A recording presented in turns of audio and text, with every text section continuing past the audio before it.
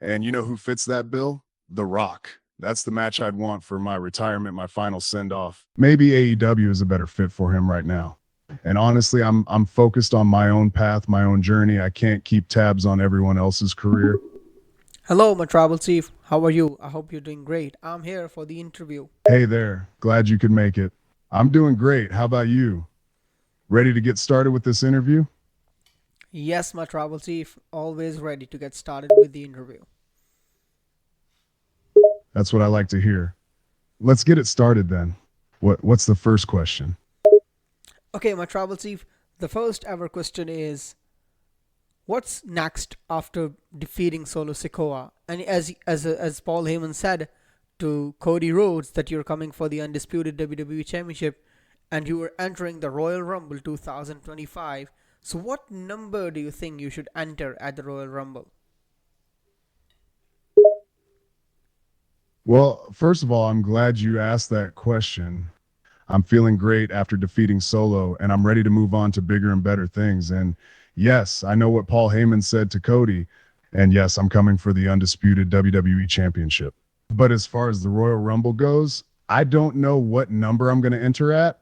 I just know that I'm going to win it. Well, that's a really confident answer, my travel chief.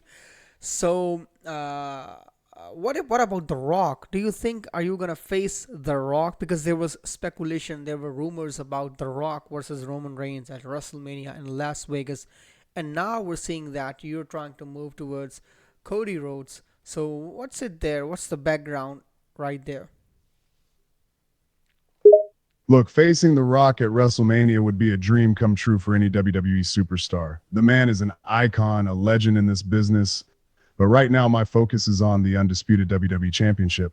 Cody is the one in my sights. He's the one who has been talking smack and disrespecting my name. I got to take care of him first and prove that I'm the top guy in this company. And who knows, maybe after that, I'll turn my attention to The Rock. But for now, it's all about Cody and his ass is grass. Oh, okay, my travel chief. And you've already seen that The Rock and Cody have made up, and they were even toasting each other backstage on WWE Raw on Netflix. So, what are your thoughts about The Rock now being friends with Cody all of a sudden? Honestly, it's a bit of a shock to me. I mean, Cody and The Rock have been going at each other's throats for months, and now suddenly they're drinking buddies. It's a little strange, but hey, it's their business, not mine. Maybe they've buried the hatchet. Maybe they're just pretending to get along for now. Who knows? All I know is that I'm not letting my guard down. Whatever their motives are, it doesn't change anything for me. My focus is on Cody and taking back that undisputed WWE championship. Okay, and my trouble chief, there is always also a speculation, there's also a rumor about The Rock not being at WrestleMania 41 in Las Vegas because he's gonna go to Hollywood and he's gonna shoot his movie. So, what are your comments about that? That The Rock missing WrestleMania to shoot a movie?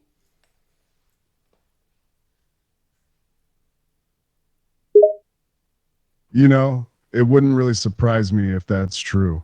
The Rock has been known to prioritize his acting career over wrestling, and I don't blame him for wanting to pursue his dreams. If he does indeed miss WrestleMania to shoot a movie, it's his loss, not mine. I'll be there, ready to prove once again why I'm the best in this business. And frankly, I think the fans would rather see me defend the undisputed WWE championship than watch The Rock in another mediocre movie. Oh wow, that's great. Okay, my trouble chief, CM Punk wants a WrestleMania match. John Cena, well, I won't say he wants a WrestleMania main event, but the fans want a WrestleMania main event for John Cena because it's his retirement tour. He's gonna retire. This is his last WrestleMania. So the fans want Cena in the title picture, and then the fans want CM Punk in the title picture. So how do you see this, and then how do you position yourself? And because you also want a title picture, you also want to be in a title picture, you also want a title match at WrestleMania. So how can three people Look, get? I respect John Cena and everything he's done in this business. No one can deny that he's a true legend. But this is my era now. This is my time to shine. As for CM Punk, he's a good wrestler, no doubt. But he needs to earn his shot at the title just like everyone else. You don't just show up and demand a title match. You got to work for it. And as for me, I'm the undisputed WWE champion. I'm at the top of the food chain, baby. I can have any title match I want, anytime I want. Okay, but Tribal Chief, first of all, with due respect, you are not the undisputed WWE champion. Cody Rhodes is the undisputed WWE champion. You know what? I appreciate the correction. I got a little ahead of myself there. Cody Rhodes is indeed the current undisputed WWE champion. But make no mistake, I've got my sights set on that title, and I'm coming for it. Okay, and my Tribal Chief, what about John Cena's retirement tour? Are you gonna face John Cena in his retirement, or are you gonna be the one who's gonna retire John Cena, or do you think there is some other superstar, or there is a younger superstar who can retire John Cena? Do you think he should face the legends during his farewell, or do you think he should face the up and comers, the new superstars? That's a tough question. John Cena is a legend, a living legend. He's been around for decades and has made his mark on this industry. It's hard to think of him retiring, to be honest. But if he is going to retire, it should be against someone who deserves to face him in his final match, someone who's ready to step up and carry the torch. A new superstar who can make a name for themselves by ending John Cena's career. Who that superstar is, I don't know. But whoever it is, they better be prepared to face the legend head on. Okay, my Trouble Chief. And let's talk about your Hollywood career, my Trouble Chief. So, what's in future? What's in future of your sights? What do you what do we suspect from you? What do we think that you're gonna do next now in Hollywood? Well, if everything goes according to plan, I'll be starring in some big budget action flicks, hitting the red carpets at premiere parties, and maybe even hosting Saturday Night Live. I've been training and preparing for this moment for years, and I'm finally ready to show the world what I can do as a leading man in Hollywood. And who knows, maybe I'll even bring some of my Roman Reigns swagger to the big screen. Wow, that's gonna be impressive. That's gonna be great to watch. Okay, my Trouble Chief. Now, if we shift focus from John Cena and from Hollywood towards Seth Rollins, Seth Rollins has been a problem for you ever since he turned his back on you. Do you think this has a personal effect on you as well? Does this affect you personally as well? Or do you think you just keep it in storylines and you're just okay with Seth being Seth? Look, Seth Rollins is a guy I used to call a brother, a friend. We've been through a lot together, both in and out of the ring. But when he turned on me, it hurt. It stung. It was personal. And I felt betrayed, like I had been stabbed in the back by someone I trusted. But at the end of the day, this is the wrestling business. Personalities are going to clash, friendships are going to end. It's just the way it is. I have to separate my personal feelings from the storyline. Well, that's great. Trouble Chief, similarly, John Moxley, formerly known as Dean Ambrose, he left WWE. He went to AEW. Did you ever stop him? Did you ever say anything to him about leaving WWE? Look, I didn't want to see Dean leave WWE. We had some great times together as the Shield, but I respect his decision. Sometimes a change of scenery is what people need. Maybe AEW is a better fit for him right now. And honestly, I'm focused on my own path, my own journey. I can't keep tabs on everyone else's career. Okay. And my Trouble Chief, do you watch AEW? Do you see the work of Dean Ambrose or John Moxley that he's putting into in AEW? Yeah, I catch snippets of AEW here and there. And, I got to give credit where credit's due. John Moxley is putting in the work. He's putting his body on the line every time he steps in the ring. He's got a different style now, a more no holds barred approach. But hey, that's his style and it's working for him. I've got my own style, my own persona. We're on different paths now. Okay, my Trouble Chief, talking about AEW, let's also talk about Jeff Jarrett. So the fans are speculating that Jeff Jarrett, the Jeff Jarrett that he came into AEW just the same time as John Cena came to WWE, and they see it, the fans, they see it as AEW trying to play against the John Cena retirement tour by starting the Jeff Jarrett tour. So, what do you think about that? What are your speculations about that, or what are your comments about that? Look, the fans will speculate about anything and everything. But here's the thing: Jeff Jarrett and John Cena are two completely different animals. Sure, they're both veterans in this business, they've both been around for years, but their styles, their appeal is just different. John Cena is a household name, he's a legend. People come to see him because they're fans of him. They grew up watching him. They're invested in his story. Jeff Jarrett, on the other hand, he's got his own fan base, but it's a different vibe. Okay, my travel chief. Let's also talk about Solo Sikoa. So, as we already mentioned, you beat Solo Sikoa. You are the tribal chief now. As a matter of fact, the only tribal chief now. And now, what's next for Solo? What do you think Solo is gonna do next? Is he prepared for something that's about to come up for him as soon as now, or do you think he still needs a lot of time? Solo is a tough SOB. There's no denying that. He's got a killer instinct and he's a force to be reckoned with, but he still has some things to learn, some things to work on. He's young, he's inexperienced. As for what's next for him, I can't say for sure. But I'll tell you this: Solo's time is coming. He's got potential and he's going to go far in this business. He just needs to keep working, keep learning, keep improving. Okay, my trouble chief. What if? Let's talk about what ifs now. So, what if your career ends, like 10 years from now or 15 years from now, whatever it is? What happens after that? What happens after your WWE career ends? Does Solo become the head of the table then? Does Solo become the tribal chief then? And then do you acknowledge Solo after your career is over? That's a long way off, my friend. But I've always said that bloodline runs deep. Solo is family to me, and family sticks together. He's got what it takes to be a leader, to take charge after I'm gone. So, yeah, Solo could very well be the next tribal chief one day. And you can believe I will acknowledge him. Bloodline for life, baby. Well, that's great. That's glad to hear. People are also talking about Jay Uso being the biggest babyface of all time right now in the WWE. Not of all time, if of the current era, let's say. And there's also some talk about Jay being a world champion.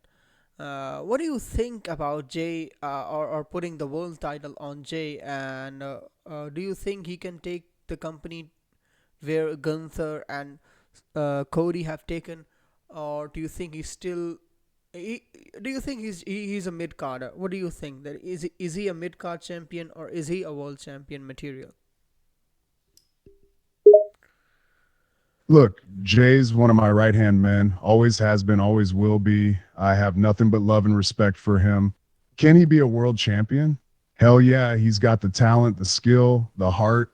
But right now, I see him as a mid Carter. He's got more to prove before he reaches the top. He's got more to learn, more to grow. But if he keeps working like he is, who knows? Maybe we'll see him with the world title someday. Let's talk about Sammy Uso, my travel safe. Sammy Uso. How did it feel when you first heard the word Usi when you were standing in the middle of the ring on SmackDown? Oh man, the Ussy chants, they were loud. And honestly, it was a proud moment for me. Seeing the fans embrace us like that, it was a feeling I'll never forget. It makes me proud to be part of the Inoue family. As a tribal chief, I expect respect, and those Usi chants, that was respect. Well, yeah, that really is Usi, my travel safe. Let's talk about uh, Vince McMahon. So Vince McMahon has left the company, and now uh, Triple H is in charge. So, what's changed do you feel after Vince McMahon left the company? Man, Vince, he was the boss, the man in charge. He built this company up from the ground, and he ran the show for decades. He was a force to be reckoned with. But everything changed with his departure. Triple H is in charge now, and he's brought a new approach to creative, a new vision for the company. It's been an adjustment, for sure. But sometimes change can be good, can lead to great things. So we'll see what the future holds under Trips. Okay, my travel chief. Well, I hope you're also on good terms. The Rock recently came up on NXT, and he said a lot of things about the fans, as the fans were not liking that he's now friends with Cody. And The Rock also smacked the butt of Ethan Page. What do you think about Ethan Page? And then what do you think about this interaction between Ethan Page and The Rock? Look, The Rock's a legend, a living legend, and he's always going to do his thing, no matter what. He's going to be over the top. He's going to be entertaining. That's just who he is. You got Ethan Page trying to start something with The Rock. I mean, come on. What do you think is going to happen? The Rock's going to smack his ass. That's what's going to happen. That's just how it goes, baby. Oh yeah. And my trouble Steve, what do you think about the AEW talent coming to the WWE?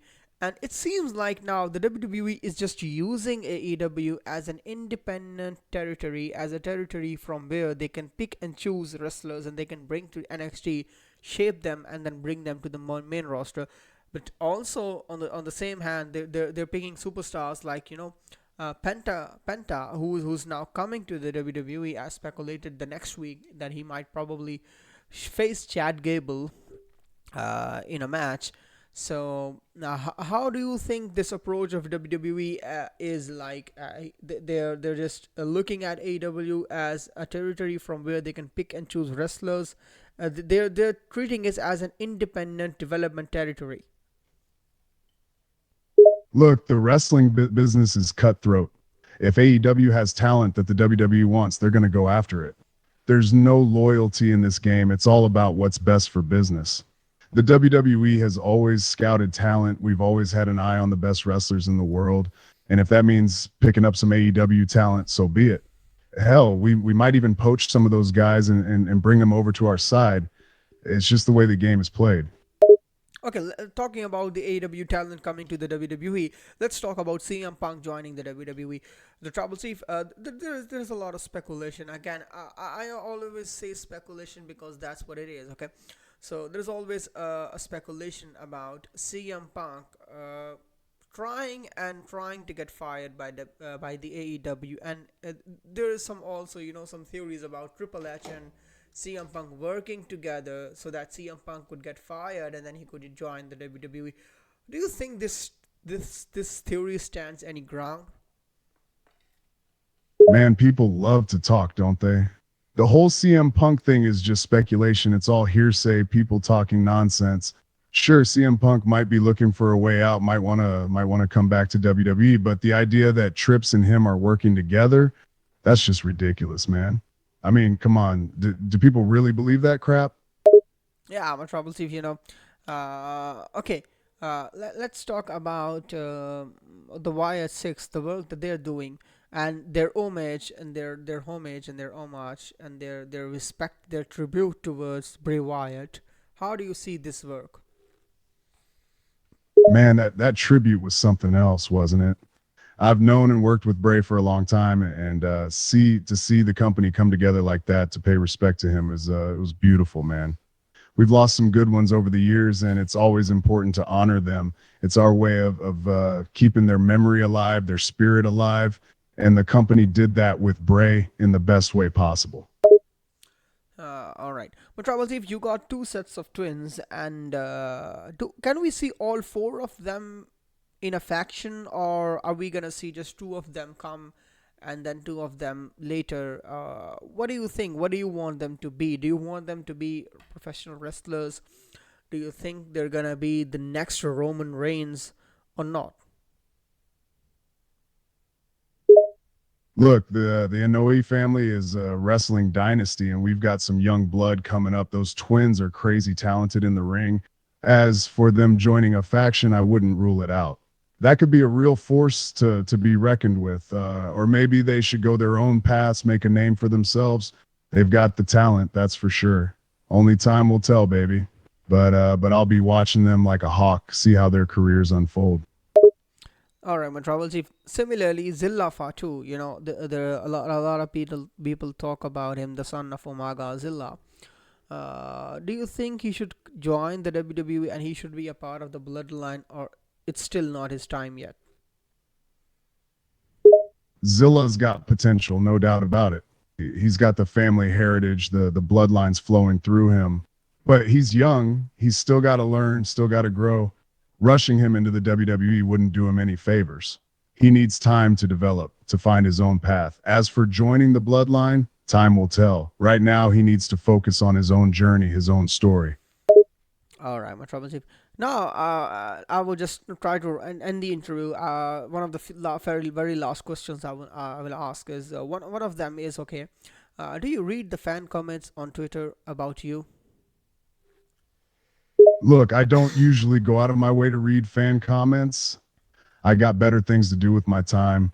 But sometimes I'll see what people are saying. There's love, there's hate, there's everything in between. Can't please everyone, you know? So I don't sweat it too much. I just focus on being me, doing my thing. The rest will take care of itself. Yeah, my trouble chief. Uh, my trouble chief. What about MJF? Should he come to the WWE or should he face you in the WWE or not? MJF, man, that guy's something else. Talented, arrogant, cocky, loves to run his mouth. So should he come to the WWE? I mean, sure, why not? He's got the talent. He could be a star here. But would I like to face him? Damn right I would. It'd be a war, a battle of egos. Yeah, that's right, Matabal. You're talking about a battle of egos. We have seen how well MJF and CM Punk storyline has played in AEW. Do you think if MJF also comes to the WWE, should WWE run this story back? Should WWE give their own version of CM Punk versus MJF? Or the storyline has already given us what we needed? You ain't wrong, man. I've seen the work that MJF and CM Punk have done together. It's been real interesting, real intense. But do we need it again in the WWE? I don't know about that. I'd rather see MJF come in and do something fresh, something new. We don't need to rehash old stories, you know. But hey, if that's what the fans want, if that's what the fans want, if that's what the crowds are chanting for, I'm always up for a good fight. Well, Travel Safe, I feel like I really do feel like if you get the charge of WWE, you're gonna listen to the fans. I think you're gonna do whatever the fans want. You got it, man. The fans are the lifeblood of this business. They're the ones who buy the tickets, who chant and cheer in the arenas. They're the ones who make this whole thing go around. So, hell yeah, I listen to the fans. I listen to what they're saying because at the end of the day, wrestling isn't about what I want, it's about what the audience wants. Okay, my Travel Safe. Also, Netflix now. So you're going to Netflix because you're going to Raw now. So there is there is no filter, language filter on Netflix, even though WWE still wants to stay PG. So do you think we're gonna get to hear some F bombs from you or not? Man, that's a good question. I mean, the PG era and all that, WWE always worried about keeping things clean for the kids. But on Netflix, well, there's more freedom. So you never know, man. I might slip up, let a few curses fly. Can't promise I'll go full on R rated, but hell, a few F bombs might just slip out. How about some now? Hi, you're pushing it, man. But I'll give you this one FK. There you go. What does that mean, Travel Safe? FK, what's that? You asked me to say some F bombs, man. I gave you one. And what's that you asked in between? Something about FK? I ain't sure what you're on about, man. All right. Okay. So, Travel Chief, if MJF comes to the WWE and he faces Seth Rollins, how do you see that going up? Because Seth Rollins also feels like, seems like an egoistic man and someone who doesn't like people coming from the other companies.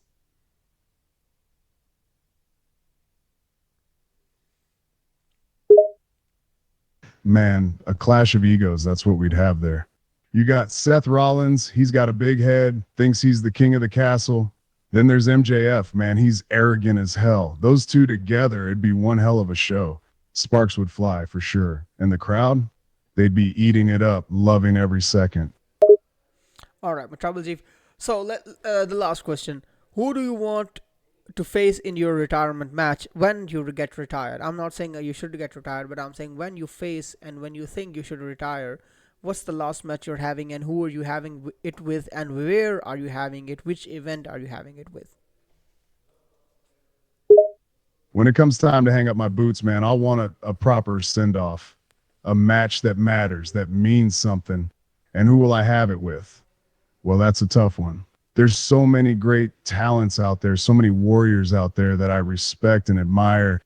But if I had to pick one last match to end my career, it would have to be at WrestleMania in the main event against the hardest man out there, against someone who will make me give everything I've got. Okay, let me put some name forwards and then you can choose. Will it be Seth Rollins?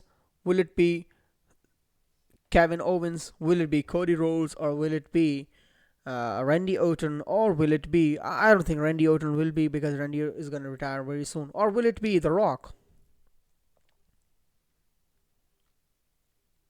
Look, those names you threw out, they're all damn good fighters, real talented dudes.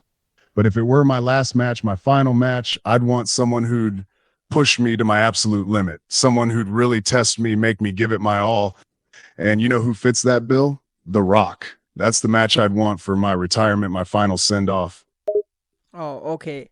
That's it, my trouble chief. Thank you so much for your time, and we're gonna talk soon. We're gonna meet soon. We're gonna talk later. Thank you. No thanks necessary, my friend. Always good talking with you.